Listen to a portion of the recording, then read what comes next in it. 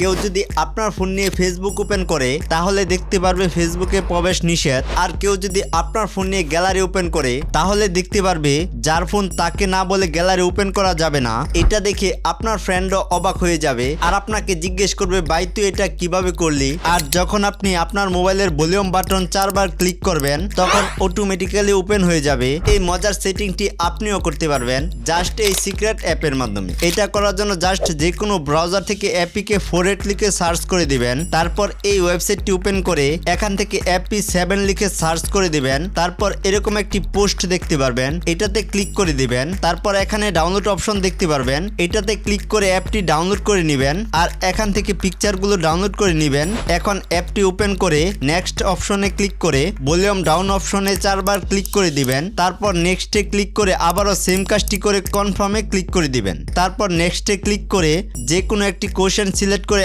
Answer fill up করে confirm করে দিবেন। এখন 4 বার ভলিউম বাটনে ক্লিক করে অ্যাপ লকটি অন করে নেবেন। তারপর যেগুলো অ্যাপ লক করতে চান সেগুলো এখান থেকে লক করে নেবেন। এখন এরকম পিকচার সেট করার জন্য এখান থেকে ব্ল্যাকে ক্লিক করে কাস্টম থেকে এই পিকচারগুলো সেট করে দিবেন। এখন আপনারা লক করা অ্যাপটি ওপেন করলেই দেখতে পারবেন লক